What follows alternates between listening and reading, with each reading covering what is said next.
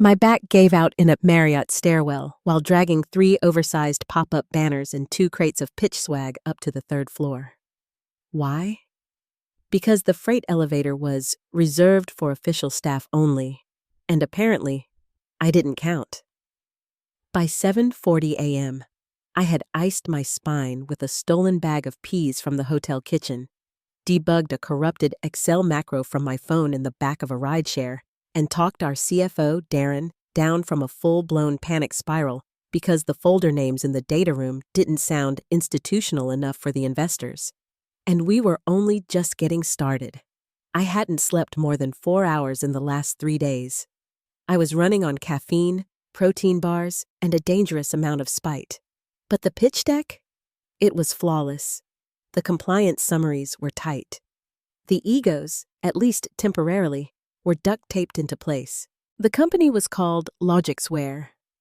The name sounded like a meditation app, but we were actually in the business of AI-integrated warehouse logistics dashboards. Very glamorous, I know. I was the director of operations, which in startup language basically meant the person who did everything nobody else knew how to do. Hotel bookings? Me. Data room version control? Me. Late-night ramen runs for execs too stressed to remember their own names? Me again. Brandon, our CEO, once introduced me at a pitch dinner as the meeting whisperer. I had personally negotiated every vendor agreement in our Series B round. I'd built the compliance infrastructure from scratch and handled the legal back and forth for our biggest procurement contracts. But sure. Meeting whisperer. He said it with that kind of dismissive chuckle men use when they want to compliment you and erase you at the same time. No one, not Brandon, not the board, not even our head of strategy, knew the company the way I did. I had memorized every investor's red flags, tracked every insurance rider, double-checked every late-night email our CFO drunkenly sent at 1 o'clock a.m. I had a sixth sense for chaos. I didn't brag. I just got things done. There was a moment months earlier I kept thinking about. A networking mixer in downtown Chicago. One of those overpriced, overhyped events where everyone drinks $18 cocktails and uses phrases like, "let's sync offline." I was in the service elevator with a cart full of demo gear when a woman stepped in beside me. Late 40s maybe, pressed charcoal suit, calm demeanor. Tired eyes, the kind that had read too many NDAs and kept too many secrets. She looked at me and asked, "Logixware?" I nodded. "Ops and logistics," I added quickly. "I make sure nobody walks into a pitch with spinach in their teeth or the wrong version of the deck." It was a joke. She didn't laugh. She just tilted her head. "So, you're the reason the place hasn't burned down yet?" I shrugged. She asked how long I'd been doing it. I told her since before the founders learned how to spell EBITDA. Then she said something I didn't fully understand until much later. People like us always get remembered, just not always at first. It wasn't a compliment. It was a warning dressed as a eulogy. She didn't say goodbye when the elevator stopped, just stepped off, heels clicking like punctuation marks. I forgot about it for a while, until the night before the pitch. That's when her name reappeared in my inbox. Erica Tran. Subject: elevator chat. And at the time, we were in the final stretch of closing a $200 million buyout from a freight conglomerate called Granite Ridge Holdings. Every word, every deck, every comma in the legal docs was under scrutiny. And Brandon? He was out here monologuing about edge disruption and quantified synergy like he was auditioning for a TED Talk. Meanwhile, I was rewriting the financial risk disclosures because our junior counsel had let words like maybe and hopefully sneak into legal copy. I was flying out alone the next day. No assistant, no hotel car, no dinner invite. When I checked the calendar, my name wasn't even on the lodging block. I pinged Brandon in Slack. His reply? "Your personal logistics are personal." That was it. No explanation. No apology. Just that smug little line. Turns out Brandon and the rest of the exec team were staying at the Ritz-Carlton downtown. I, however, Was booked at a budget stay inn near a closed-down gas station and a liquor store that offered me expired protein shakes on the house. One queen bed, smoking. No view, unless you count a flickering neon sign that read, "Open 24/7, even though the place was clearly barely open at all. I didn't cry. I didn't scream. I just sat on that motel comforter that smelled faintly of lemon-scented despair and stared at my inbox. No thank yous. No great job. Just new tasks, tighter deadlines, and that one message I hadn't seen in months. Subject: follow-up from elevator chat. From Erica Tran. That night, I opened it. Finally let myself remember. The first time Brandon had brought up the buyout, it was in a Slack message at 11:43 p.m. on a Thursday night. I was still at the office, fixing a cap table the CFO had overwritten while trying to add a line for his dry cleaning expenses. Brandon had written, 200 nels im, sweetheart. He always said sweetheart the way someone says Alexa when they think the machine owes them something. From that moment on, his energy shifted. He started dressing like he'd just watched Wolf of Wall Street on mute. Our brilliant head of product, Jasmine Patel, practically disappeared from meetings while Brandon ranted about long-tail warehouse obsolescence models he didn't understand. Every team sync started with a cold brew, a pep talk, and a casual, "Let's keep it tight, team. Sharks are circling." The sharks were Granite Ridge Holdings. Not flashy, but powerful. They wanted our tech to modernize their outdated logistics backbone. Their values page said things like people first and respect at every level. Corporate fluff? Sure, but at least it wasn't crypto. As soon as Granite Ridge showed serious intent, Brandon went full war room mode. Except his version of war room meant obsessing over the shade of blue in our slide deck while outsourcing every real task to people like me.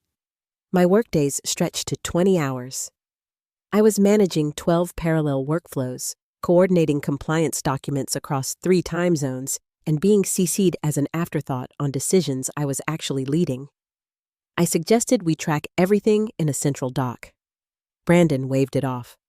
"Let's not overprocess. I trust you to keep it tidy." That's how I ended up juggling 5 compliance frameworks, 4 investor update tracks, and a COO who still confused accruals with assets. Then came the in-person pitch. Chicago. The final showdown. I was responsible for every inch of that day. Flights, hotel blocks, pitch decks, legal binders, tech setup, and catering. And yes, even gluten-free bagels. Because apparently, if you forget those, you're not executive material. I stayed late every night, missed my kids' school concert, slept once in the office under a hoodie, my laptop buzzing like a defibrillator on my chest. When I asked Brandon if I could bring an assistant or even a second pair of hands for pitch day setup, he laughed. "You're the ops whisperer, one-woman army, right?" 3 days before the pitch, Brandon scheduled a full team Zoom to align vision. It was 90% him yelling motivational buzzwords and 10% the rest of us trying to ask practical questions, badge access, boardroom keys, outlet locations. Every time I tried to clarify logistics, Brandon waved me off. "We'll circle back. This is strategy time." That's when I noticed something. Everyone else, Brandon, Darren the CFO, the strategy head, even Kyle from BizDev, was flying out the night before and staying at the Ritz. Meanwhile, my name was on a separate solo itinerary, flying out a full 24 hours earlier. No invite to the group dinner. No mention in the calendar block labeled Exec Team plus Buyer Mixer. I messaged Brandon directly. "Hey, just checking. Should I be added to the Ritz block or is there another plan?" His reply came after 2 hours of silence. No greeting, no context, just this. "Your personal logistics are personal." I read it 3 times. Refreshed Slack like maybe it had glitched, and the rest of the sentence would load. But that was it. Full stop. No emoji. No explanation. I stared at that message. Your personal logistics are personal, until the corners of my vision started to sting. My fingers hovered over the keyboard, ready to fire back something sharp, something that would carve through Brandon's ego like a box cutter. But I didn't send it. Instead, I typed, "Got it. I'll confirm travel and expenses on my end." Then I closed the laptop, quietly, carefully, like it might explode if I snapped it shut too hard. The next morning, I landed in Chicago before sunrise. No driver, no greeting, no coordination. I paid for my own Uber and tipped extra because the driver asked, "Big meeting today?" And I couldn't bring myself to lie. The motel receptionist didn't look up from her game of Candy Crush when I checked in. She slid me a key card that got stuck in the slot twice before the door finally gave a reluctant beep. The room smelled like scorched fabric and stale takeout. There was a single flickering light bulb, a bathroom fan that made a sound like a dying raccoon, and a carpet that crunched underfoot. For the first time in months, I let myself feel it. Not rage, not yet. Embarrassment. That quiet, soul-scraping kind. The kind that makes you question if maybe they're right not to include you. Maybe you're just ops. The pre-show janitor, not the main act. I sat on the edge of the bed, opened my laptop, and reviewed the master folder. Final pitch deck, financial charts, risk tables, contracts, reference docs. Every single item tuned like a Stradivarius. I didn't cry. I didn't yell. But something settled inside me, a stillness like a blade resting on a table. I wasn't doing this for Brandon, or Logic Swear, or even the deal. I was doing it for her, the version of me who thought being excellent would be enough. The woman who stayed late, said yes too often, and thanked people who didn't know her last name. And for someone else, Erica Tran. She'd seen it. That elevator ride months ago wasn't just a polite nod. It was recognition. She didn't say much, but what she did say, it stuck. I pulled up her email again. Subject: Elevator chat. Body: thank you. It was a pleasure running into you. Your clarity and stamina were obvious, even in the elevator. Stay sharp, Erica. That was it. Short. Plain. No smiley face. But I'd read it at least 30 times since. I hadn't responded. I told myself I was too busy. But truth was, it meant something. Too much. I wasn't ready to admit that until now. The night before pitch day, I sat in that dingy motel room, sipping grocery store Chardonnay from a plastic cup and staring out a window that overlooked a dumpster. And I realized something. Erica hadn't just noticed me. She'd seen me.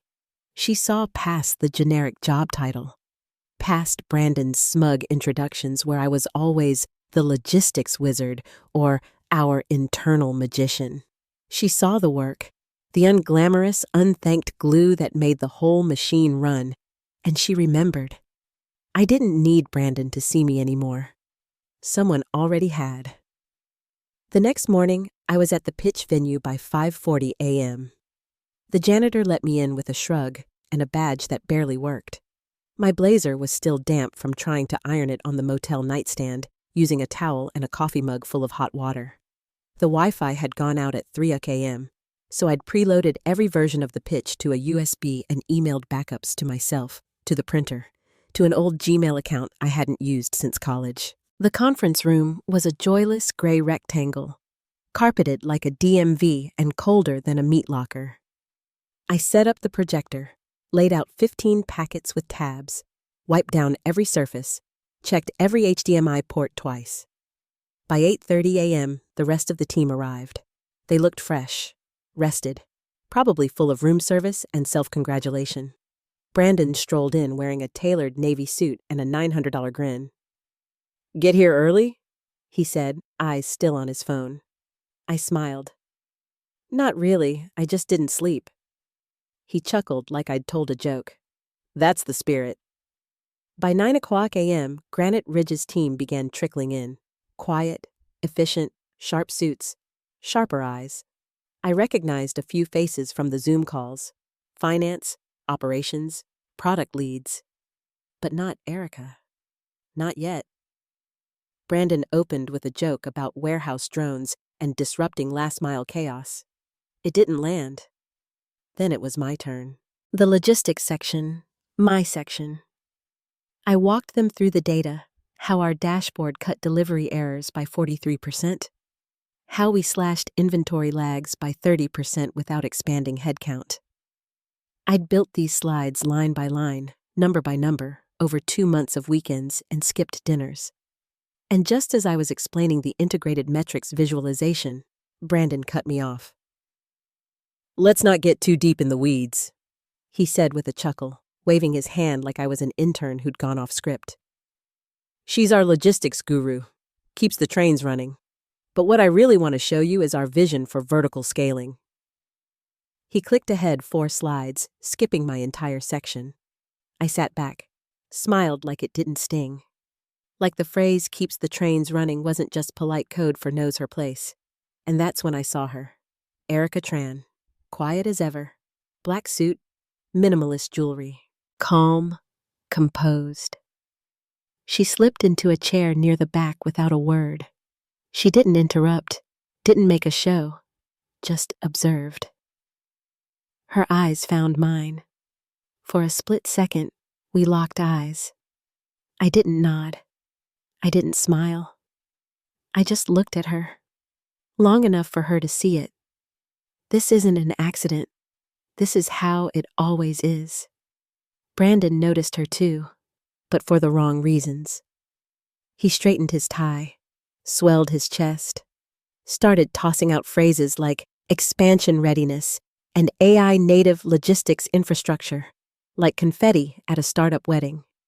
Every word, a buzzword salad, every sentence, a plea for validation. Then came the lie. He pointed to a chart I had created, one that very clearly showed our weakest onboarding metric, and said, "We've completely bulletproofed this. Took some heroics from the team, especially yours truly." I had spent 3 weekends fixing that metric, alone, in silence. No help, no recognition. Then came the line that turned the room cold. "Everything we do is best in class. Travel, tools, team. We spare no expense to ensure consistency." I felt Erica watching me again. I didn't move, didn't react. But inside, something sharp began to solidify. Not anger. Anger is too loud. This was precision, like watching someone unknowingly bleed in front of a surgeon. Brandon didn't know Erica had taken freight elevators too. He didn't know she could spot dysfunction buried beneath 3 layers of polish. She didn't say a word, just flipped a page in her binder. The presentation ended. A few nods, a few tight smiles. The room went still. One of those silences where everyone's pretending to be relaxed, but their blood pressure says otherwise. Brandon leaned back, arms crossed like he'd just won a game show. "Any final questions?" he asked, grinning like champagne was already chilling somewhere. A pause, just long enough to get uncomfortable. Then Erica closed her binder, placed both palms on the table, and tilted her head. "Yes." The oxygen in the room changed. Her voice was calm, controlled, but it had weight. "One last thing." She scanned the table slowly, her gaze soft but surgical. "Is your full team staying on site during the engagement?" Brandon blinked, smiled wider. "Of course," he said. "Ritz-Carlton, downtown. We believe in putting our best foot forward, rested and focused. Whole leadership teams there. Nothing but top shelf." Erica nodded once. Then she turned to me. Just a glance, a flick of her eyes. I didn't speak, didn't flinch. just let my gaze drop back to the legal binder in front of me. 1 breath. 2. Then she turned back to Brandon and said only 1 word. Interesting.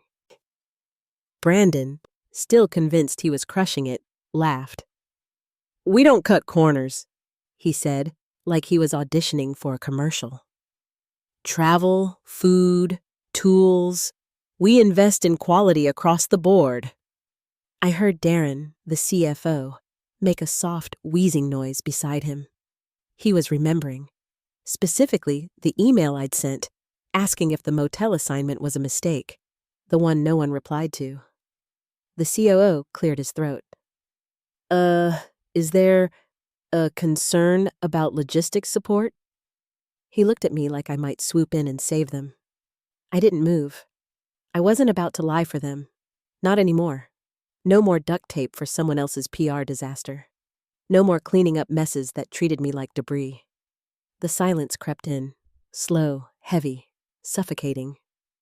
Erica didn't answer the COO. She didn't nod. She didn't even blink. She just leaned back in her chair. Calm. Like she was letting gravity do the talking. Brandon, sensing that something was off, but too arrogant to identify it, fumbled for a recovery.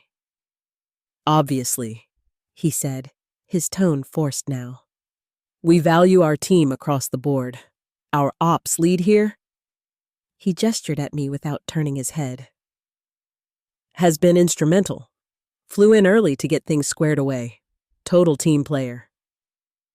It was the way he said it, like he deserved credit for letting me carry the entire company on my back.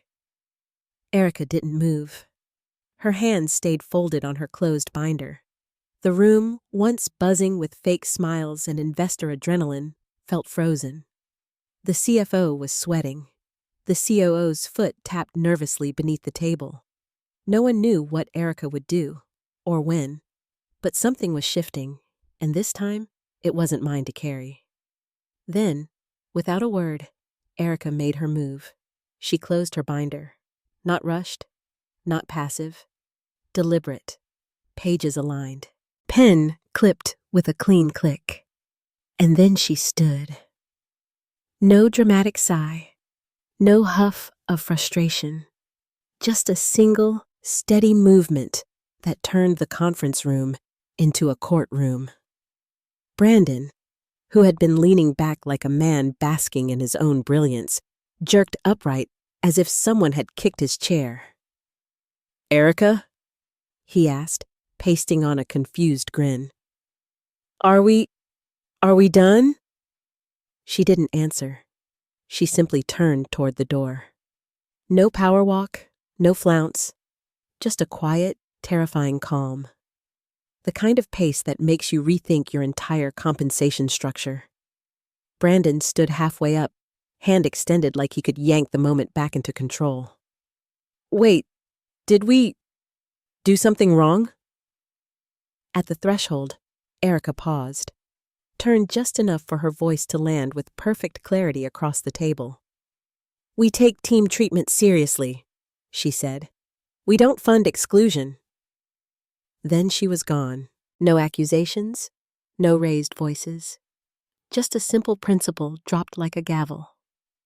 The silence that followed wasn't awkward. It was surgical. Nobody moved. The only sound was Kyle from BizDev nervously tapping his Yeti water bottle until Brandon shot him a look sharp enough to slice skin. Darren coughed into his hand. She didn't say no. Technically, he muttered. The COO was pale now, already whispering something about a clarifying memo. Brandon stared at the door like he could summon her back through sheer force of denial. Like maybe she was just grabbing a coffee. Like maybe the deal was still hovering outside, waiting to be salvaged by charm and buzzwords. Then, finally, he turned to me, eyes wild, voice tense. What was that? What did you say to her? Was this you? And there it was. The instinct. The fallback. If it burns down, blame the woman holding the extinguisher. Brandon stared at me like I'd slipped a cyanide capsule into his coffee. You saw her face. he said, voice rising. What did you say? Was this you? I looked at him. Just looked. No smirk, no satisfaction, no savior instinct left. You said my logistics were personal, I replied quietly. So I handled them. For a split second, it shut him up. Then the rant kicked in. She's overreacting. She's projecting. God, everyone's so fragile these days. What? Am I supposed to book her a suite and a foot rub just for showing up? His voice echoed off the polished walls. Louder. Shriller. Desperate. The hotel manager peeked around the front desk. 2 bellhops exchanged a glance. A woman nearby turned up her Zoom call volume, probably to record. Then Brandon's phone pinged. Then again. Then 3 more times in quick succession. He looked down, his face drained like someone just unplugged his ego. Oh my God, Darren whispered beside him. It had started. Investor 1. Why did Erica walk out? Just got a note from Granite Ridge's GC. Are we dead in the water? Investor 2. Hearing something about employee treatment? What the hell happened? Investor 3. Fix this. Now. I didn't need access to their group thread. I could see the panic spreading across their faces like smoke. Brandon's hand trembled as he typed some frantic half-response. The COO was pale and muttering about soft commitments. The PR guy was already spinning phrases like optics realignment and narrative clarification. I rolled my suitcase up beside me and zipped it closed. Not because I needed to, because I could. Brandon finally noticed. Wait, where are you going? He barked. I glanced at the time. My train's in 40. I've got work to do. He blinked. You're not staying for the debrief? I gave him the kind of polite smile you give someone who's about to learn something the hard way. There's nothing left to debrief. He took a step toward me, arms flailing like he wanted to reboot the scene. But he didn't say anything. Maybe it was the look on my face. Or maybe, for once, he realized there was nothing left to spin. Erica hadn't raised her voice. She didn't need to. But she had drawn a line. And the world she moved in, the one filled with M&A lawyers and executive briefings, listened. I walked past Brandon, past Darren, past the junior PR rep whispering into a Bluetooth headset about damage mitigation. They hadn't fired me. They wouldn't get the chance. I was already gone. The train ride home was quiet. I didn't scroll, didn't check email, didn't even listen to music. Just sat with the silence like it was a friend I'd finally stopped avoiding. By the time I stepped off at the station near my little neighborhood, the sun had dipped behind a strip mall and everything smelled like damp asphalt and early September. I walked into my apartment around 9:30 p.m., kicked off my shoes, dropped my bag against the wall, didn't unpack. Not yet. Just stood there for a moment, breathing in the stillness. No Slack notifications. No 11 p.m., just looping you in emails. No Brandon. Then my phone buzzed. Subject: No rush. From Erica Tran. Body: I've seen your work. We may need someone with your eye for logistics. Let me know if you're free next quarter. No pressure. No pitch. No smiley face. Just a door left ajar. A seat at a different table. One I didn't have to beg for. I didn't reply. Not yet. She hadn't asked for a decision, just left the offer on the table like a quiet kind of grace. I boiled water, dropped a tea bag into a mug that said, World's Okayest Mom, a gag gift from my daughter after a chaotic science fair, and curled into the corner of the couch. I finally unzipped the suitcase, hung up the blazer, pulled out the pitch binder I had built, revised, protected, and dropped it in the trash. Somewhere, Brandon was probably still yelling into a phone, blaming optics, scrambling for spin. Let him. I had nothing left to explain, nothing left to fix. Someone had seen me, and for the first time in years, I didn't owe anyone an apology.